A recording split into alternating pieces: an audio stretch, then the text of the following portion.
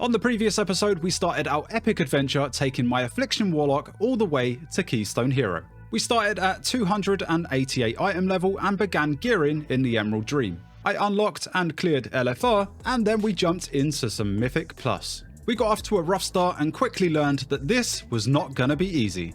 We encountered some new mechanics which, well, I've never had to deal with as a melee, so it made me feel like I was learning these dungeons all over again.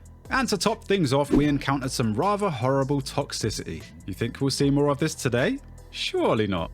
Alright, so I went through quite a bit in the first episode because there was a lot to talk about and explain, but we're not going to do too much of that in this one, so we'll just go over the necessary talking points and jump straight into the action. We're starting this reset with an item level of 436, and our total score is 435.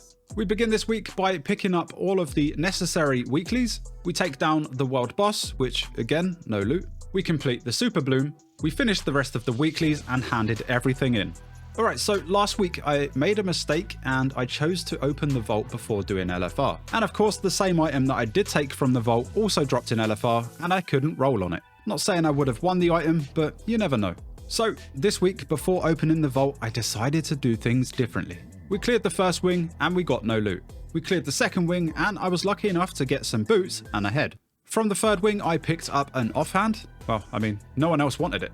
And then, because it is week 5 of Dragonflight Season 3, we finally get access to the 4th wing. And this means we can take down Tindril and Farak. But you guys know what's coming, right? So we take down Tindril and the Suncaller trinket drops. A very powerful trinket that I'm sure is on a lot of people's wish list and one that I definitely want to get my hands on. Now, I'm going to do things a little different to the last one, and I'm not going to bother hiding names because I don't think this is that big a deal. It's not incredibly toxic like the last encounter, and honestly, this happens all the time. So I obviously lose out to a shaman. Alright, that's cool, fair enough. It is what it is. But then I see the same name near the top of damage. So, you know, as you do, you go to inspect them to see if they actually need it. And yeah, I'm not surprised at all to see that this shaman is 477 item level. But this guy also has a hero branch and a hero pips? Come on, man. So usually I just wouldn't bother and I'd leave it, but I decided to send this guy a whisper. Nothing toxic, of course. I just simply asked, you really need that? Sad face. They then replied, for single target raid, you need. I'll admit, I was a little annoyed. I don't know much about this trinket other than the fact that it's meant to be really good for me. But the fact that I saw that they already have 2 very good trinkets at a hero level already, I really didn't feel like they needed it. And their later replies will probably back me up on this. So of course I go back in desperation. Sad Dilly just wants some gear and you clearly don't need it. So I reply and I say, you're nearly 480, laughing face. I need everything, but it's cool. I mean, at the end of the day, if they don't actually have the trinket and they can't get it from normal, heroic or mythic, then sure, it's fine. I get it, I understand. At the end of the day, players are free to roll on whatever gear they want. Sure, some things are seen as a clear downgrade and you really shouldn't be rolling on it. Stuff like trinkets, however, are very different. They come with different effects and sometimes it might be nice just to get one and play around with it. But the fact that they later wanted to sell it to me for 20k just goes to show that they didn't want it or need it after all. Now, as mentioned, this happens all the time. And to be honest, 20k is kind of cheap for this sort of deal, but it's absolutely ridiculous and I refuse to pay. I told a few lies and said that I only had 6k to my name and they basically said they can wait until I get the rest of it. I was just like, forget it, man, I'm not paying for this. They wished me good luck and that was the end of it. But wait, there's more. We haven't killed Farak yet. Oh no. So we take down the dragon and not only do 2 curios drop, but also the augury of the primal flame. Not actually sure if the trinket's good for me, but I want it anyway. Maybe I'm just as bad as the shaman. Nah, at least it'd be an upgrade to me, right? So I click need on all 3 items and I roll a 98 on the trinket. I lose out on both of the curios and I wait patiently to see if I win the trinket. Oh look, the shaman also rolled on it. I guess they need this one as well. Well, I beat you this time, sucker. But of course, my hopes and dreams are shattered when an evoker rolls a 99. Maybe hopes and dreams are a bit too far? I'm just trying to make the situation more dramatic. But man, does it suck when you roll a 98 and you still lose. Ah well, moving on. Alright, it's time to open up those weekly caches. And from these we pick up some 447 boots, a 441 head, and a 441 waist. And now it's time to open the vault. This week we are presented with a hero corruption trinket, which I already have at a lower item level. Not terrible, but not great for me either. A champion ring with haste and verse. Some veteran boots with crit and haste, although we just picked up a couple of pairs. Veteran tier shoulders. Veteran wrists with crit and verse, my worst 2 stats. And yet more veteran boots. Funnily enough, the same boots I got from LFR, so I won't be picking those up. Nothing special, but the decision making was actually really easy because this is week 5, which means we have our 3rd charge of the catalyst. So if I take shoulders from the vault and I have enough pieces I can actually convert, then I can get my 4 set. And luckily for me, I had everything I needed. So I took the shoulders from the vault, upgraded some of my gear to take me to 450 item level, headed over to the catalyst to convert my head, legs and chest, and I had my 4 set. Not bad for week 2. After that I made sure everything was enchanted and it was time to jump into some Mythic Plus. The key we're starting with today is a Black Rook Hold 11, and this week's affixes are Fortified, Entangling, and Bolstering. A pretty spicy combo. So this week I decided I just wanted to chill and perhaps do some keys under a 14 so that I didn't have to deal with bolstering. And I just wanted to go over a few things. So I didn't go over my build in the previous episode other than mentioning that it was the default go-to build for Mythic Plus. This is the build I'm using, which can be found on Wowhead and in the video description. I could swap out a few things and prioritize stats differently depending on Tyran and Fort weeks, but because of how overwhelmed I am already and my adaptation to change, I've decided to stick to one thing and not bother about min-maxing. I did, however, learn a few things since the last episode. For example, I didn't know that I should be consuming my pet for additional damage. This also grants me my pet's ability, such as an interrupt, which is really good for Mythic Plus. I was potentially losing out on quite a bit of damage, but I honestly have no idea. Basically, my biggest complaint so far is that you need to summon your pet at the start of every single key.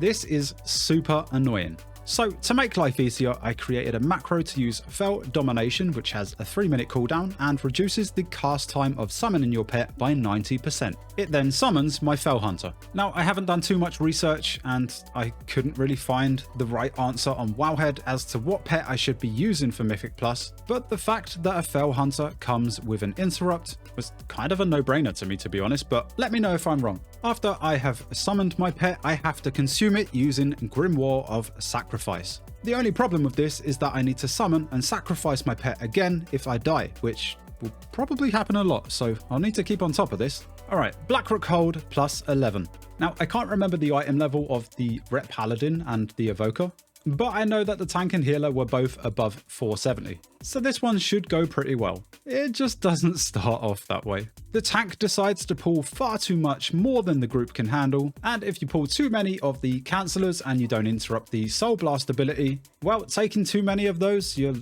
end up like me. And now we have to summon and sacrifice our pet all over again. Whichever community members voted for Affliction Warlock, you guys suck. After 7 deaths and making it to the first boss, which again, I'm late to the party because I had to summon and sacrifice my pet, I take a look at the overall damage and holy moly. I know I just picked up 4 set and we have an Org Evoker, but Dilly's top of damage? No way.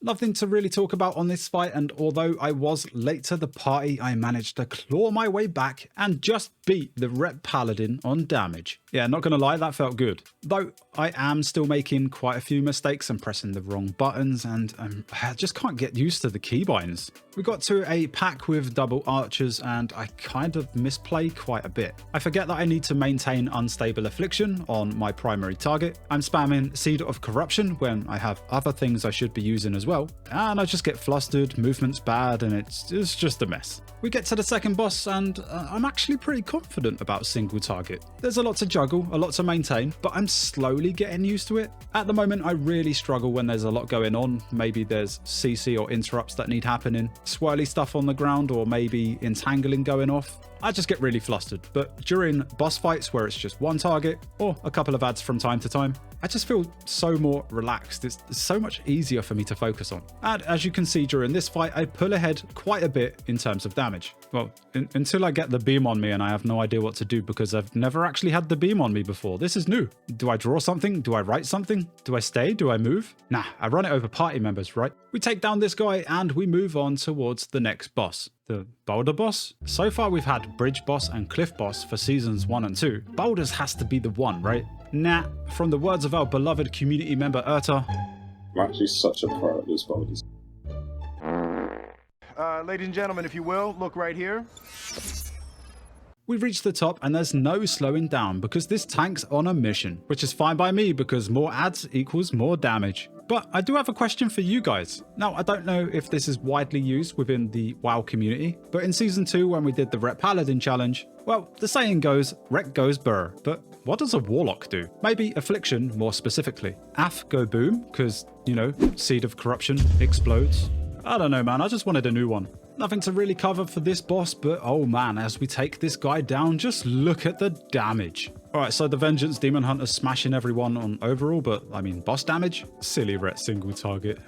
Don't worry, I play one, I know it sucks. But there's no time to talk because we have to catch the Demon Hunter up, because once again the tank is on another mad one, jumping ahead and pulling absolutely everything. Which is fine by me, by the way, but the fact that I can't catch up, well, that's where the difference in damage comes into it. But oh man, when I eventually catch up and I do press the right buttons, just look at that damage, baby. And considering we're still 450 item level, there's a lot more to come. Now, I do struggle in terms of damage on the last boss because, well, I have to ramp, and not only does the boss spawn an ad which requires burst damage, but the ad also attaches themselves to a member, interrupting them. And well, it obviously attached itself to me, the most attractive member of the party. I mean, just look at this guy's face. So yeah, what casts I were trying to throw out to get the ad down was being interrupted, and I couldn't actually do anything. Not to mention the dance mechanic that the boss does when it transitions. Yeah, it really doesn't help when you run the wrong way. Good job, Dilly. That could have ended badly. But we do take this guy down in no time at all.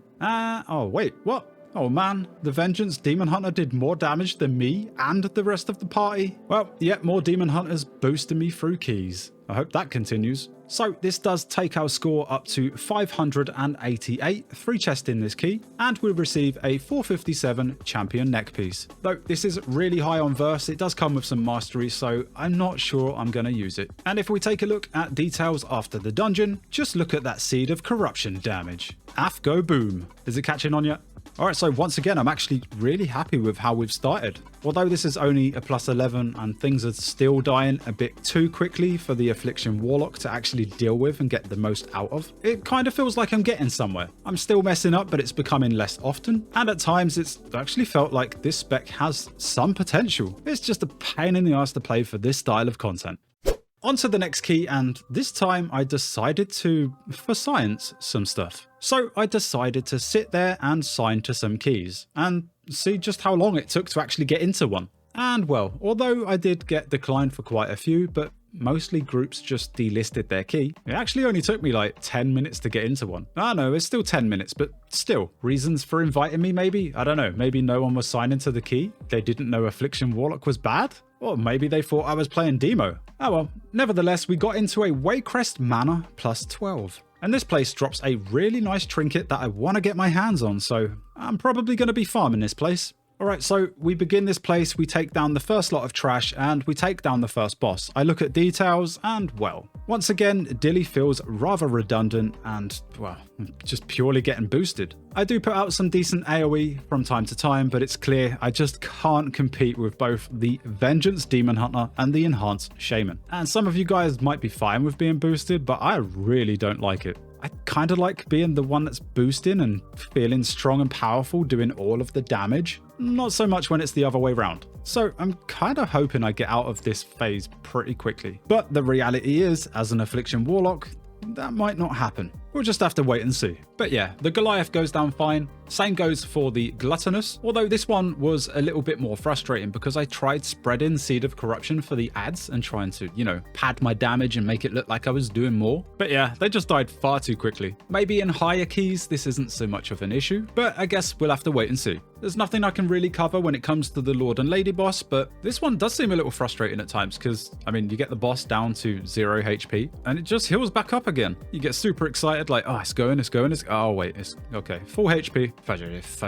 I played this really well at the end because I wanted to leave with as many shards as possible. Because after this boss, you take on a lot of the horror ads. And well, that means a lot of boom, right? You know, Seed of Corruption goes boom. I'll make that one stick, you'll see. And although I did quite a bit of damage to these, I was still smashed by the Shaman. I beat the tank though. We get to the last boss, Gorak, and this is a great example of just how little Dilly actually knows about these dungeons. And the fact that at the time of recording this, my Havoc Demon Hunter is 3.1 rating. There are quite a lot of these mechanics that I just don't know, and therefore, well, I just ignore them. So yeah, maybe I shouldn't share stuff like this. It just makes me realize and lets you guys know how much my team carries me. Oh god. But yeah, this mechanic in particular is, what is it, the potions on the floor? You're meant to pick it up and do something with them? Do you target the ads to stun them? I honestly have no idea. But it doesn't look like anyone else is doing it, so I guess we'll just ignore it. This boss goes down and we need less than 1%. Now, there's an NPC if you go up the stairs the way you came to get to this boss. This teleports you back to the entrance. But I go up there and realize that, well, I mean, they only really need the tank and the shaman. They don't need me, right? And it looks like the priest has the same idea too.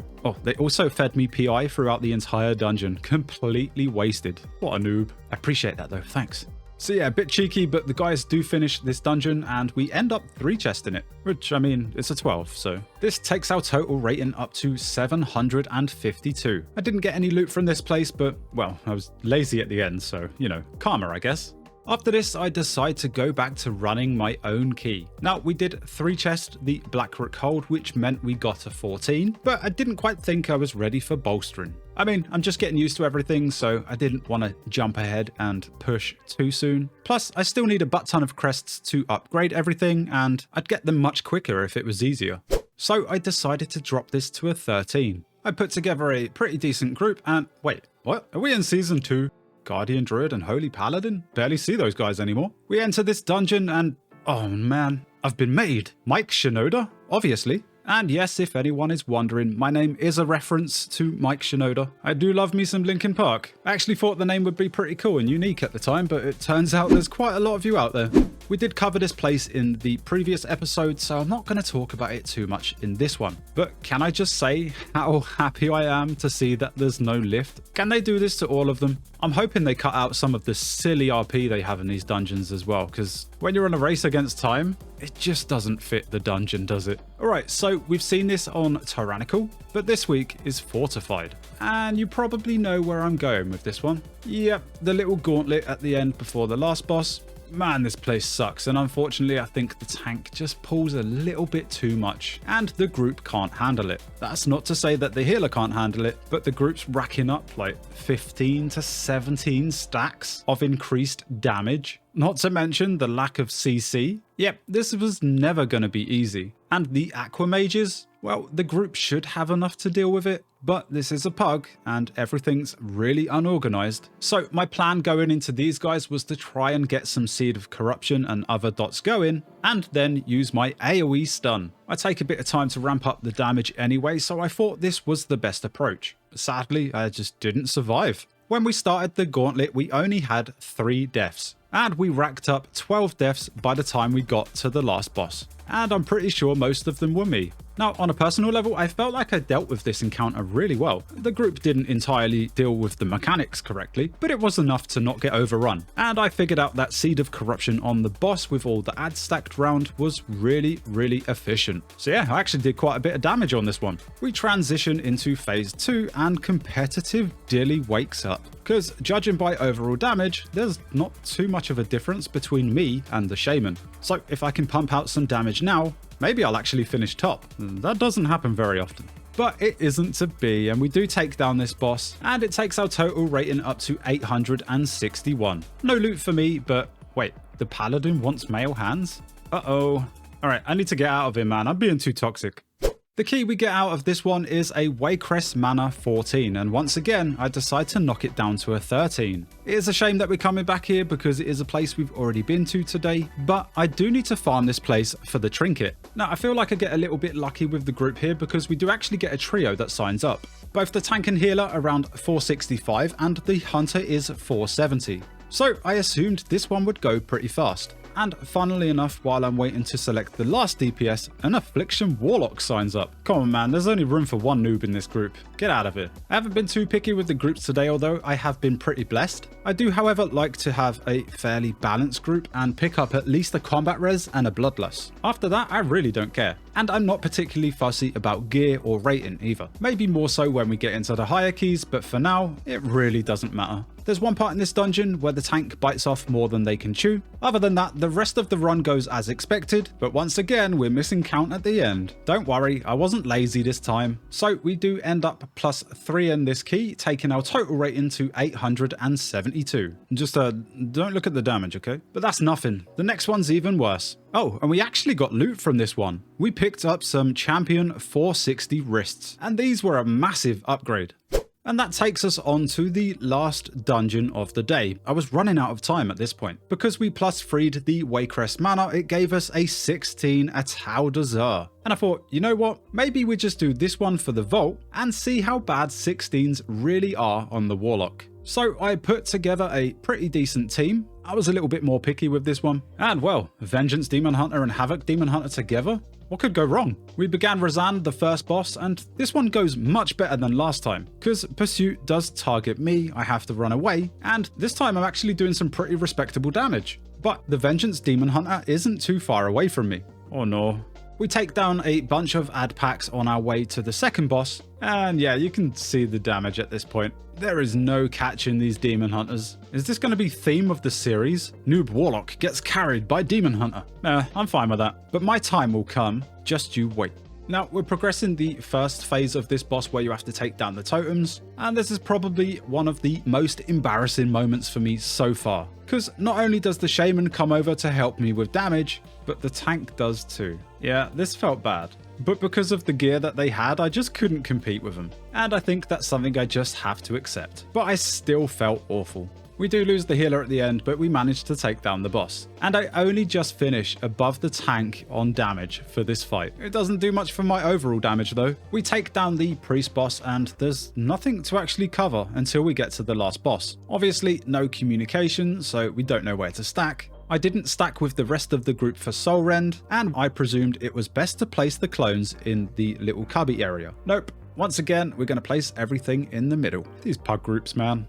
Sadly, my clone does make it to the boss, and that applies a rather nasty dot on the entire team. I nearly bite the big one when another set of clones come out, but thankfully I survive. And here comes yet another embarrassing moment. We get to the last 10% and unfortunately we lose the healer. So unless someone has engineer embraces and can battle res, well then it's down to me, and I've never done this before on a Warlock. So here I am. I get to a safe spot and I start spamming my soul stone to res the healer. Yo Dilly my dude, Dilly, dude, come on dude.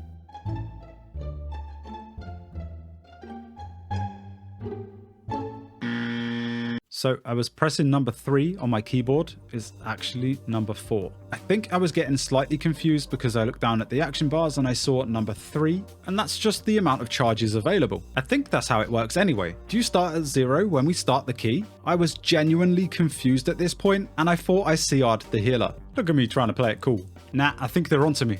We took this boss down and we were missing a little bit of count, so we went to finish it off. And in the end, we +2 this key, taking our rating to 1005. We picked up a champion wand at 463, but I already have a pretty decent hero weapon, so that's a shame. So week 2, and we time a +16. That is, of course, really good for the vault, but man, I really struggled in this dungeon. I made a lot of mistakes, and I was below the tank in terms of damage. But I did beat him on interrupts. Yeah, I kind of feel like I have to take my victories where I can get them. And that's where we end this reset. 452 item level and 1005 rating. We got a 16 done for the vault, and our current key is now a +18. That said, we are missing quite a few keys. I don't really get too much time to play on this character, and I've not even set foot into Galakron's Fall and Everblue. Those ones are going to be quite the experience. Very happy with my progress so far, and I cannot wait for the next reset. If you enjoyed today's episode, be sure to leave this video a like, subscribe to the channel so you don't miss an episode, and if you want to watch me live, make sure to go follow me over on Twitch. But that's me done, thanks for watching, and I'll see you in the next one.